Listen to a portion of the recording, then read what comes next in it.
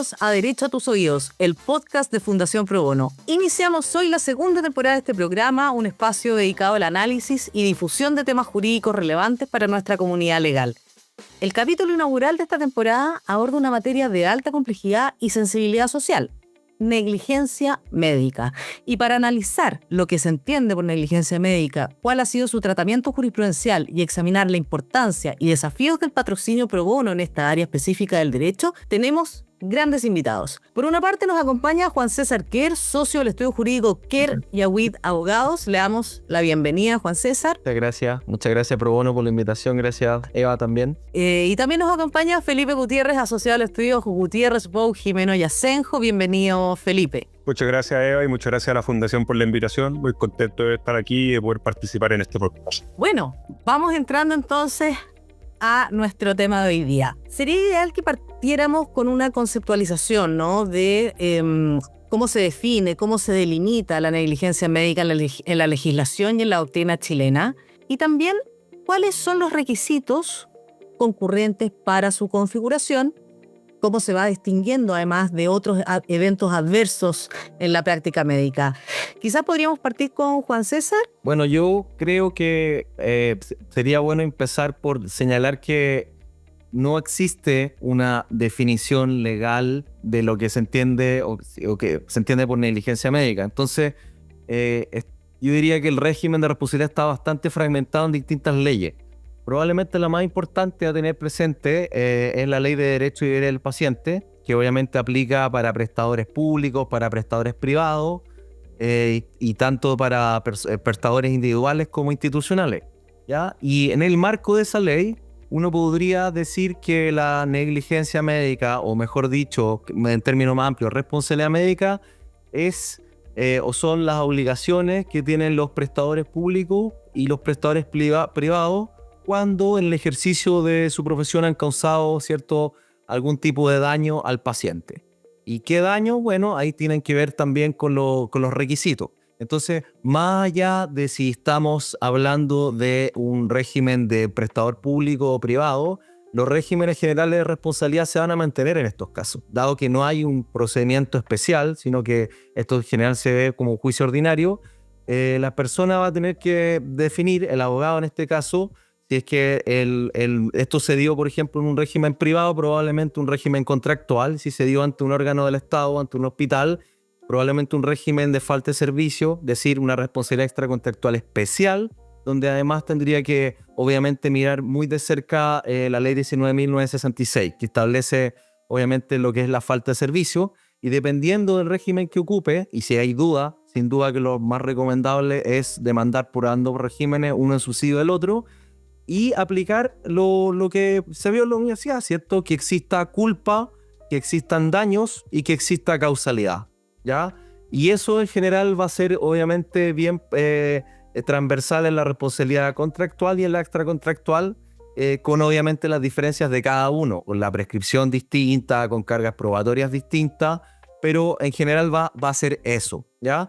Y digo culpa porque yo diría que en el 98% de los casos, cuando existen este tipo de situaciones en salud, existe culpa o negligencia, ¿cierto?, de los profesionales y a veces institucional, pero son pocos los casos donde uno propiamente puede hablar de dolo, es decir, una intención positiva en que el médico le quiso causar daño al paciente. Eso como marco general, diría yo, ¿ya? Y muchas veces estos eventos adversos que tú mencionas, Eva, pueden también ser catalogados de negligencia, aunque a veces no negligencia particular de una persona específica, sino que más bien institucional. Por ejemplo, el evento adverso más típico en los hospitales son las caídas, las famosas caídas de los hospitales, ¿ya? Y ese tipo de eventos, diría yo que obviamente son indemnizables, y ahí usualmente existe una condena institucional al hospital o a la clínica, más que a una determinada persona, ¿ya? Entonces, en general, cuando hay eventos adversos, o lo que le llaman eventos adversos centinela, si es que no se tomaron los resguardos necesarios, usualmente hay responsabilidad también de la institución y se considera negligente igualmente, ¿ya? En otras palabras, es difícil pensar en un accidente propiamente tal en que no exista negligencia. Lo hay, pero no son tantos los casos. Entiendo. Felipe, ¿quieres complementar en algo lo que comentó Juan O César? sea, a la palabra de Juan César, bastante completa y una excelente introducción, por decirlo, me gustaría señalar 2 puntos o 2 aspectos en principal. En primer lugar, ya sea que hablemos de un régimen contractual o extracontractual, hay que entender que las negligencias médicas y, o sea, el rol de las prestaciones médicas en su mayoría van a ser obligaciones de medio y no de resultado. Uno va al doctor esperando a ser sanado, no con la certeza de que ser sanado. Es equivalente a las prestaciones de otros servicios jurídicos en lo que son la mayor parte de las acciones que uno da. Uno siempre que va a un juicio, uno nunca tiene la certeza de que va a ganar o va a perder, pero sí hay ciertas gestiones básicas del derecho que uno sí puede hacerlo y tramitarlo y con un cierto nivel de expectativa de acción. Y esto también incide en lo que son los estándares de conducta. Es decir, a qué estándar se tienen que sujetar los doctores, y también viene con el concepto clave que es la lex artis y la lex actis medica, sobre la cual podemos seguir avanzando según vayamos viendo en el podcast, porque esto a la larga es el núcleo del asunto y es a la larga cuando podemos definir si alguien se ha comportado de forma negligente o no negligente.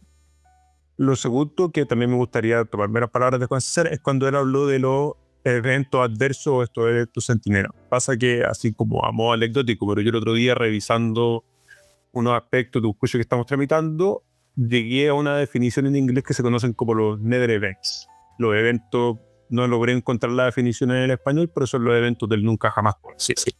Juan César tiene un ejemplo bastante concreto que son las caídas en los hospitales, señalando que estas nunca deberían ocurrir porque si bien son accidentales, siempre hay un grado de negligencia.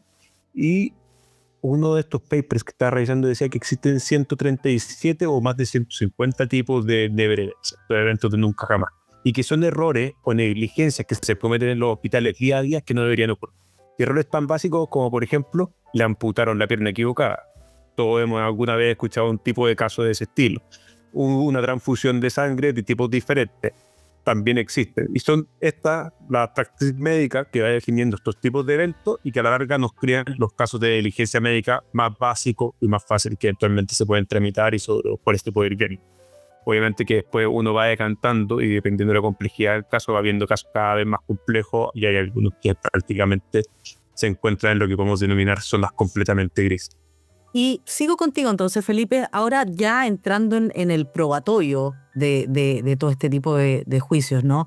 Desde la perspectiva procesal, ¿cuáles crees tú que son las principales dificultades en esta acreditación de la culpa? Como comentó Juan César, hay que probar, ¿cierto? Esto es la culpa, la causalidad, ¿cierto? ¿Y qué rol además juegan ciertos medios probatorios como los informes, las pericias, la documentación clínica en estos litigios? Mira, a ver, una de las ciertas ventajas o de las ciertas fases con las que uno tiene o elementos con los que tiene para jugar o para en los casos de diligencia médica es que existe un registro que es la ficha clínica, que alarga donde se van anotando las distintas prestaciones a las cuales fue sometida el paciente durante su internación, y estas fichas abarcan cada vez más tiempo y cada vez mayor tipo de intervención. Si alguien entra a una clínica siempre hay una ficha que va a decir qué fue lo que ocurre.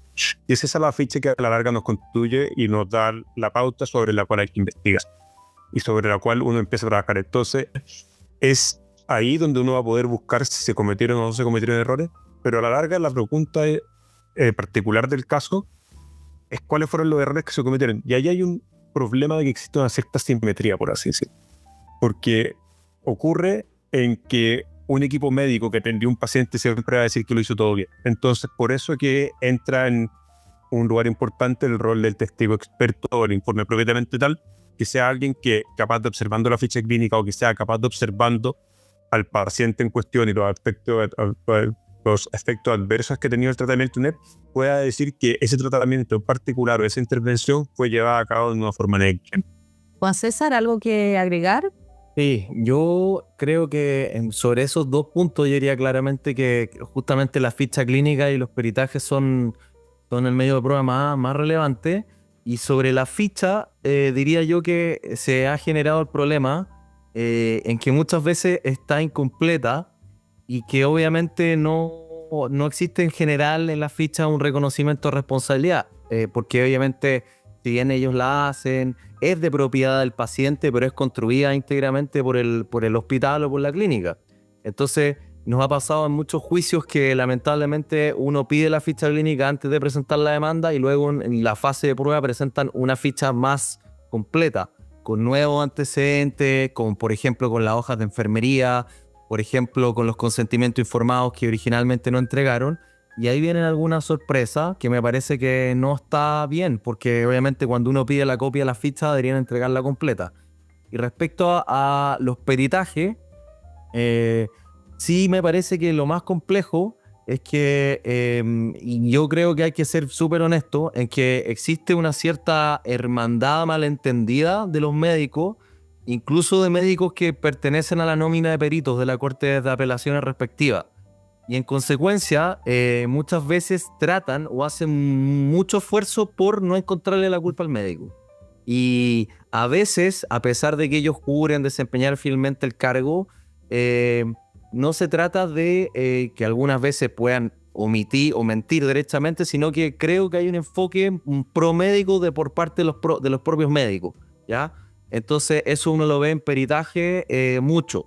Y obviamente el problema de eso es que adicionalmente a los peritajes, que obviamente tienen su costo y cada parte va a pagar la pericia que pidió, usualmente los propios médicos y las propias clínicas presentan muchos más informes que el propio paciente, porque tienen mucho más acceso a conseguir informes favorables.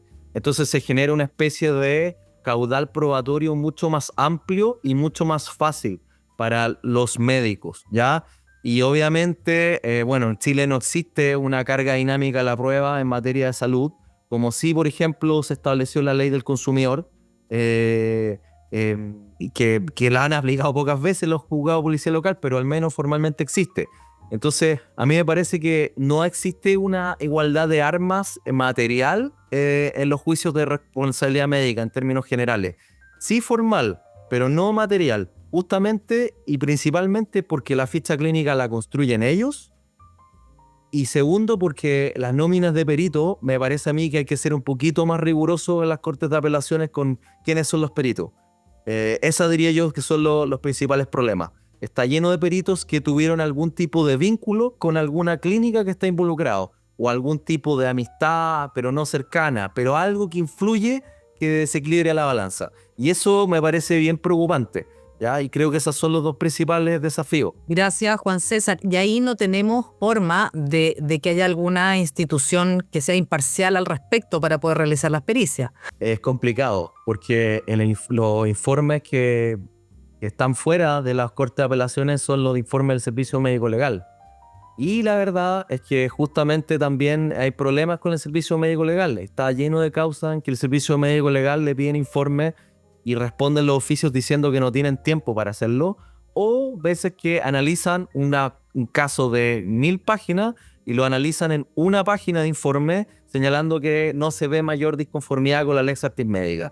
Y la verdad es que no podría decir que en todos los casos, porque obviamente hay informes del Servicio Médico Legal donde sí encuentran que hay negligencia, pero hay casos donde están analizados de manera bien precaria.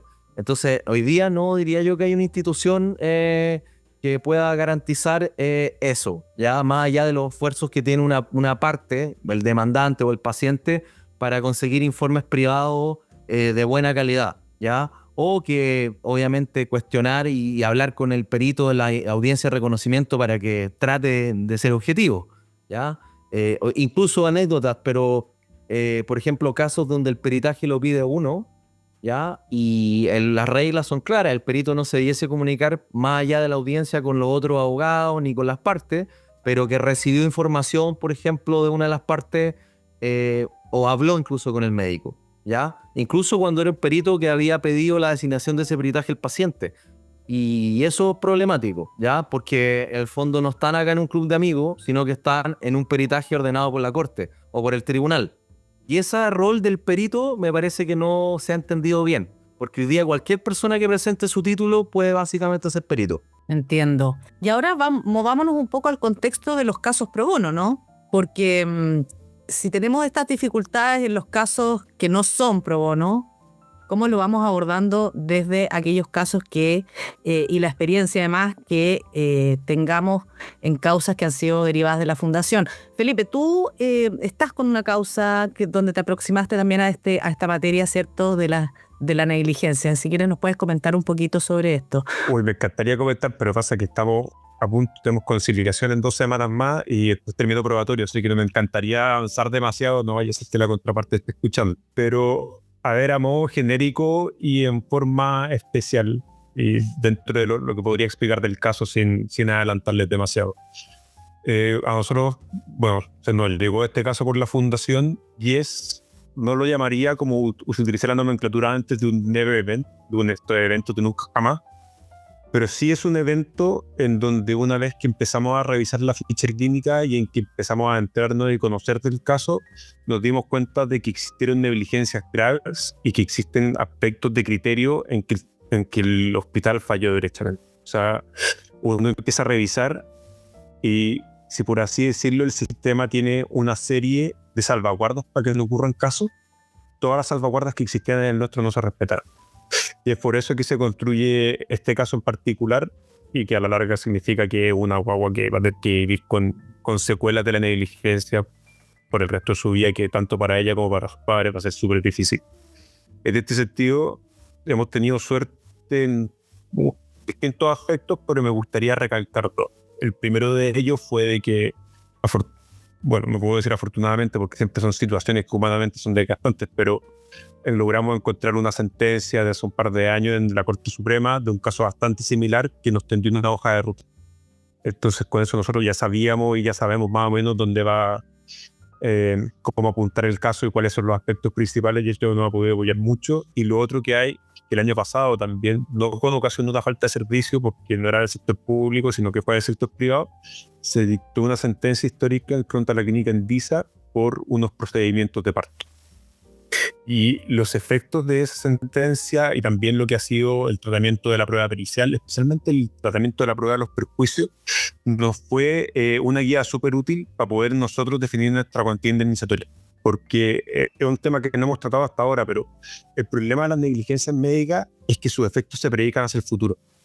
Entonces, ¿cómo sabemos cuánto le va a costar a alguien el dolor? ¿Cómo sabemos cuánto le va a costar a alguien la enfermedad? El no poder incorporarse al 100% al mercado laboral, no poder desarrollarse plenamente, es algo sumamente complicado. ¿Cuántos serán los costos de los tratamientos médicos o cómo podemos valorar el daño moral? Es sumamente difícil, y de ahí las pautas que nos dio ese caso, así como hemos podido ir complementando con jurisprudencia en otro, también nos ha sido llamativo y también nos sirve de apoyo para ir orientando nuestra labor. A la larga, cada vez que uno trabaja en este tipo de temas, uno nunca está trabajando de cero. Si uno es abogado y trabaja serio y trabaja con dedicación y con buen trabajo de fuente, a la larga siempre va a encontrar un precedente previo sobre el cual apoyarse y sobre el cual partir y tener un trabajo más contundente. Y ahora ya pregunta para los dos, ¿no? ¿Qué particularidades, desde la experiencia que han tenido con casos pro bono, creen ustedes que existen en estos casos de negligencia médica, casos pro bono? Yo creo, Eva, que la particularidad de los casos pro bono es que, primero, la particularidad general de casos de responsabilidad médica es que tu cliente es a la vez paciente, ¿ya? Y eso es bien extraño y en el fondo lo hace un poco distinto. Yo diría bastante, porque cuando el paciente está afectado directamente en su salud, en su físico, en su mente o respecto de los hijos o derechamente tiene situaciones inhabilitantes, el abogado pasa a ser mucho más trascendental que si fuese un juicio de una empresa, por ejemplo, que demanda otra empresa. Y en los casos pro bono, donde además agregamos o presumimos agregar el factor de que esa persona tiene muy pocos recursos, ¿ya? El abogado se convierte casi que en un héroe y pone todas las expectativas de su vida incluso en este caso.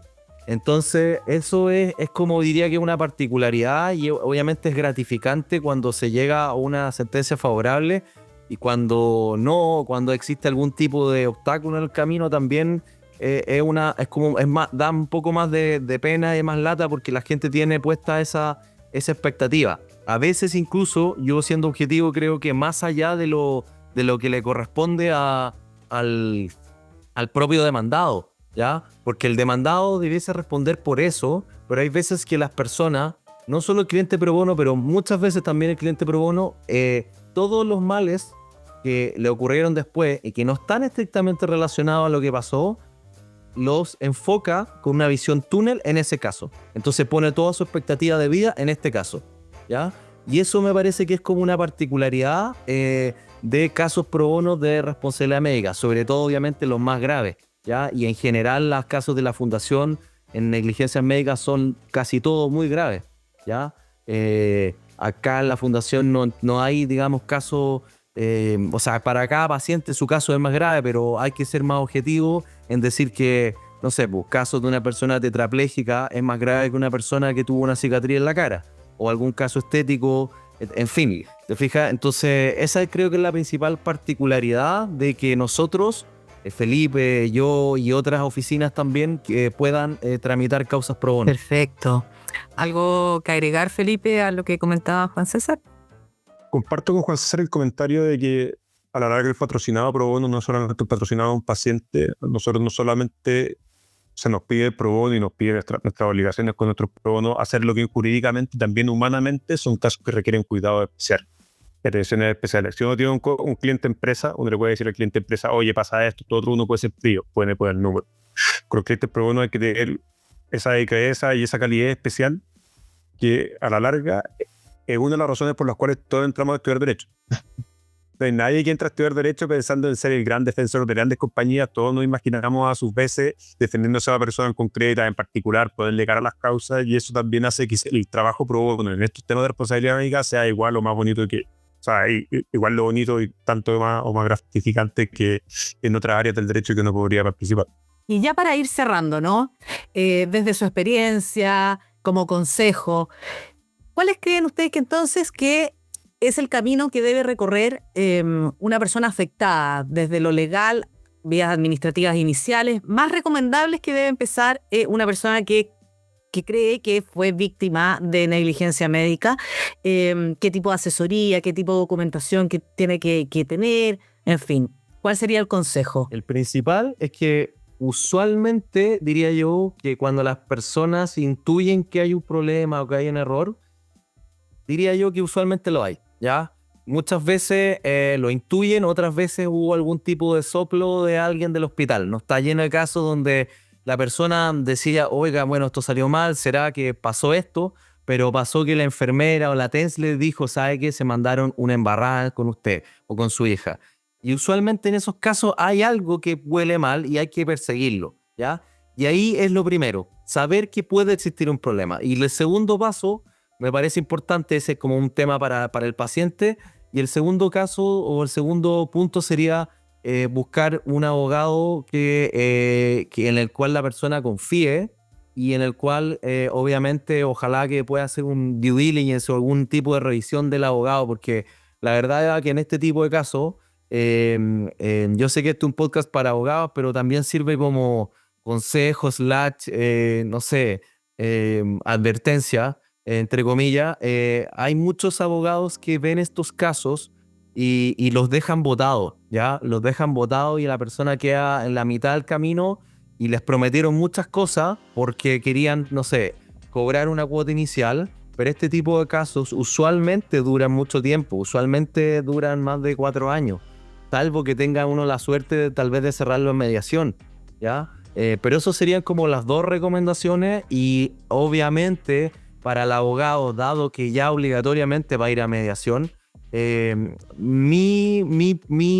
vez mi consejo sería ir con una propuesta seria, una propuesta aceptable y jugársela en la mediación con lo más que pueda, pero tampoco, entre comillas, regalarse. Siempre pensar en el interés de su cliente, ¿ya?